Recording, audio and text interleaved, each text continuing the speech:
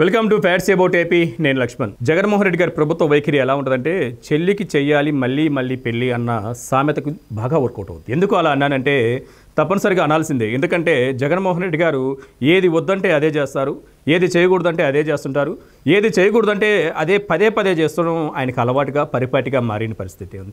గతంలో కూడా మనం చూసుకోవచ్చు, పాఠశాలలకి వైసీపీ రంగులు వేస్తున్నారు, ప్రభుత్వ కార్యాలయానికి వైసీపీ రంగులు వేస్తున్నారని చెప్పి హైకోర్టు మొట్టికాయలు వేసినా కానీ రంగులను తారుమారు చేసి కిందది పైకి కిందేసి కామన్గా వచ్చి ఆ 3 కలర్స్ని మళ్ళీ రంగులు వేసేసేసి దాదాపు 350 కోట్ల రూపాయలు కుంభకోణానికి పాల్పడిన పరిస్థితి కూడా మనం చూసాం. మళ్ళీ ఇప్పుడు చంద్రబాబు నాయుడు గారికి మీద అక్రమంగా బనాయించిన ఇన్నర్ రింగ్ రోడ్డు, అసలు ఇన్నర్ రింగ్ రోడ్డే లేదు రాజధానిలో. ఇన్నర్ రింగ్ రోడ్డు అసలు భూసేకరణే జరగలేదు, దానికి సంబంధించిన ప్లాన్సే అమలు కాలేదు. ఒక మాట అనుకున్నారు, ఇన్నర్ రింగ్ రోడ్డు వేస్తే బాగుంటుంది, అమరావతి చుట్టూ ఇన్నర్ రింగ్ రోడ్డు అయితే వాహన రవాణాకైతేనేమి ఏదైనా కొంచెం రవాణా ఫెసిలిటీస్ బాగుంటాయని చెప్పి ఒక ప్రపోజల్ అయితే తీసుకొచ్చిన పరిస్థితి. ఈ క్రమంలో దాంట్లో పెద్ద కుంభకోణం జరిగింది. వాళ్ళకి అనుకూలమైన వ్యక్తులకి ఆయాచితంగా లబ్ధి చేకూరిందని ఒక పెద్ద కేసు అయితే సిఐడి నమోదు చేసిన పరిస్థితి అయింది. అందులో లింగంనేని నారాయణ గారు, మాజీ మంత్రి నారాయణ గారు, లోకేష్ గారు, చంద్రబాబుతో పాటు మరొక 4గురిని జాయిన్ చేయించిన పరిస్థితి ఉంది. మొత్తం 6గురు. ఇది మే 10, 2023లో నమోదైన కేసు.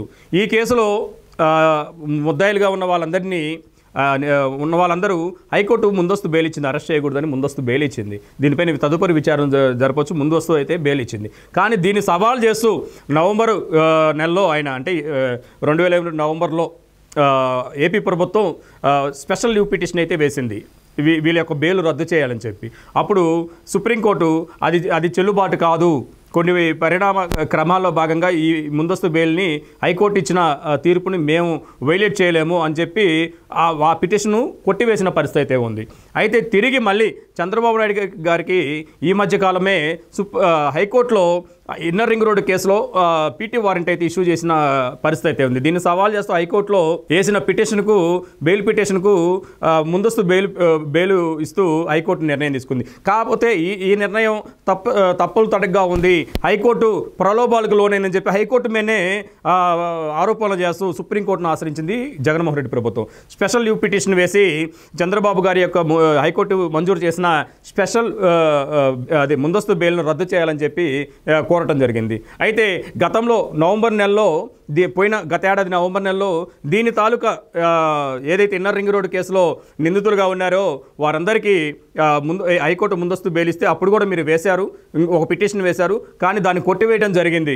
మళ్ళీ తిరిగి మళ్ళీ ఆ కేసు, అవే సాక్ష్యాలు, ఎఫ్ఐఆర్లో మళ్ళీ ఉన్న చంద్రబాబు నాయుడు గారికి సంబంధించిన ముందస్తు బెయిల్ పిటిషన్ రద్దు చేయాలని మీరు ఎలా వేస్తారని చెప్పి సుప్రీంకోర్టు న్యాయమూర్తులు ఏపీ అడ్వకేట్స్ ఏదైతే ఏపీ ప్రభుత్వం అడ్వకేట్స్ని ప్రశ్నించిన పరిస్థితి ఉంది. వాళ్ళ దగ్గర నుంచి ఎటువంటి సమాధానాలు లేవు.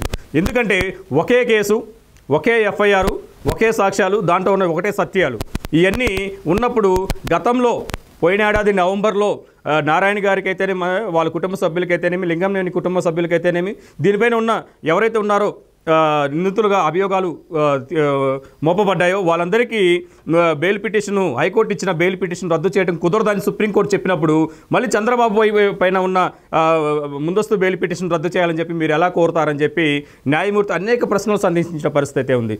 ఈ విధంగా న్యాయవాదులని వివిధ కేసుల్లో ప్రతిపక్ష నాయకులను, కార్యకర్తలను వివిధ అక్రమ కేసులు ఇరికించడం, దానికి ఒక అడ్వకేట్స్ని అలాట్మెంట్ చేయడం, వాళ్ళకి 1000 కోట్లు 100 కోట్లు దారపోయటం, దాదాపు 100 కోట్లు ఈ న్యాయ సమీక్షలకైతేనేమి, ప్రభుత్వ వ్యతిరేక విధానాలపైన ప్రశ్నించిన వారిపైన దారబోయటం జరిగింది ఈ అడ్వకేట్స్కి. ఇప్పుడు కూడా అదేవిధంగా ఇప్పుడు పెట్టిన అక్రమ కేసులపైన దీనిపైన బెయిల్ పిటిషన్ రద్దు చేయాలని చెప్పి 100 కోట్లు ఖర్చు చేస్తున్న పరిస్థితి అయితే ఉంది. చంద్రబాబు నాయుడు గారి గత సెప్టెంబర్ నెలలో పెట్టిన స్కిల్ డెవలప్మెంట్ కేసు నుంచి అయితేనే ఇప్పుడు దాకైతేనే నమోదైన అన్ని కేసుల్లో ప్రభుత్వం న్యాయవాదుల్ని నియమించుకుంది, వారికి 100 కోట్లు దారబోసిన పరిస్థితి ఉంది. గతంలో కూడా ప్రభుత్వ వ్యతిరేక విధానాలపైన పిటిషనర్స్ వేసిన ఏదైతే పిటిషన్స్ ఉన్నాయో దానిపైన హైకోర్టు ఏదైతే ఏపీ హైకోర్టు డైరెక్షన్ ఇచ్చిందో డైరెక్షన్ ఇచ్చిన దాన్ని సవాల్ చేస్తూ కూడా జగన్మోహన్ రెడ్డి గారు అనేకసార్లు సుప్రీంకోర్టుకు వెళ్ళారు. అక్కడ కూడా ఆయనకి చంపపెట్టు తప్పలేని, మొట్టికాయలు తప్పని పరిస్థితి ఉంది. ఈ విధంగా జగన్మోహన్ రెడ్డి గారు చంద్రబాబు నాయుడు గారి పైన తెలుగుదేశం పార్టీ సీనియర్ నాయకుల మీద కక్ష సాధింపు చర్యలో భాగంగా కోర్టులు అక్రమ కేసులు కోర్టులను అడ్డం పెట్టుకొని ఇబ్బంది పెట్టే ప్రయత్నం చేస్తున్నారు. అందుకనే దాన్ని గ్రహించిన సుప్రీంకోర్టు ఏదైతే హైకోర్టు ఇచ్చిన ముందస్తు బెయిల్ను రద్దు చేయడం కుదరదు అని ఖరాఖండిగా చెప్పిన పరిస్థితి ఉంది. ఆ పిటిషన్ను అసలు విచారణ కూడా స్వీకరించని పరిస్థితి కూడా మనకు కనిపించింది. ఈ విధంగా జగన్మోహన్ రెడ్డి గారి ప్రభుత్వం గల్లీ నుంచే కాదు ఢిల్లీలో కూడా ఆయన పరపతిని పరువును పోగొట్టుకుంటున్న పరిస్థితి కనిపిస్తుంది.